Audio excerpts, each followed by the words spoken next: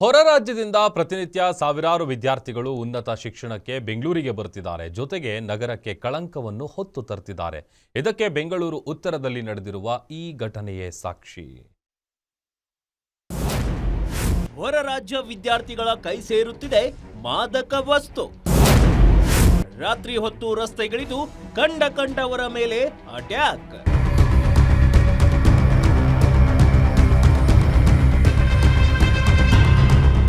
ಅದು ಬೆಂಗಳೂರಿನ ಪ್ರತಿಷ್ಠಿತ ಕಾಲೇಜು.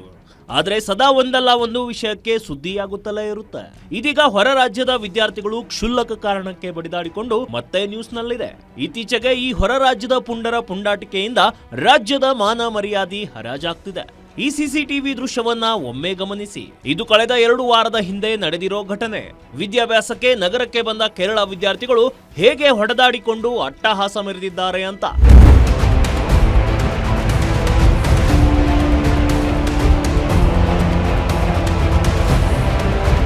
ಆಸ್ಪತ್ರೆ ಬೆಡ್ ಮೇಲೆ ಗಾಯಗೊಂಡ ಯುವಕನ ನರಳಾಟ, ಮೈಮೇಲೆಲ್ಲ ರಕ್ತದ ಕಲೆಗಳು. ಹೀಗೆ ಕೇರಳ ವಿದ್ಯಾರ್ಥಿಗಳು ಪರಸ್ಪರ ಬಡಿದಾಡಿಕೊಂಡಿದ್ದ ವಿಡಿಯೋ ಇದು.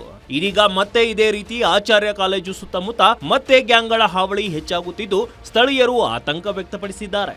ನಿನ್ನೆ ರಾತ್ರಿ 11:30 ವೇಳೆಗೆ ಪಿಜಿಗೆ ತೆರಳುತ್ತಿದ್ದ ಫೈನಲ್ ಇಯರ್ BCA ವಿದ್ಯಾರ್ಥಿ ರಿತಿಕ್ ಎಂಬಾತನ ಮೇಲೆ 3 ಎಣ್ಣೆ ಮತ್ತಿನಲ್ಲಿದ್ದ ಅಪರಿಚಿತರು ಮಾರಕಾಸ್ತ್ರಗಳಿಂದ ಮನಸೋ ಇಚ್ಛೆ ಹಲ್ಲೆ ನಡೆಸಿದ್ದಾರೆ.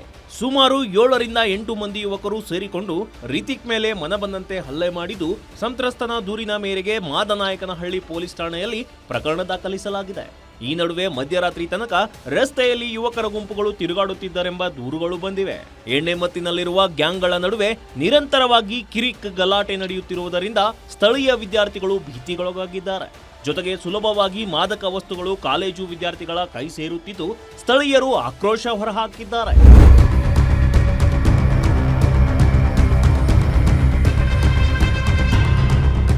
ಸದ್ಯ ಪ್ರಕರಣದ ತನಿಖೆ ಮುಂದುವರೆದಿದ್ದು, ಘಟನೆ ನಡೆದ ಪ್ರದೇಶದಲ್ಲಿ ಹೆಚ್ಚುವರಿ ಪಹರೆ ವ್ಯವಸ್ಥೆ ಮಾಡುವ ಬಗ್ಗೆ ಪೊಲೀಸರು ಪರಿಶೀಲನೆ ನಡೆಸುತ್ತಿದ್ದಾರೆ. ಜೊತೆಗೆ ಸುರಕ್ಷತೆಗೆ ಕ್ರಮ ತೆಗೆದುಕೊಳ್ಳಬೇಕೆಂದು ಪೊಲೀಸ್ ಇಲಾಖೆಗೆ ಸ್ಥಳೀಯರು ಆಗ್ರಹಿಸಿದ್ದಾರೆ. ಮೂರ್ತಿ ಬೀರಯ್ಯನಪಾಳ್ಯ, ಗ್ಯಾರಂಟಿ ನ್ಯೂಸ್, ನೆಲಮಂಗಲ.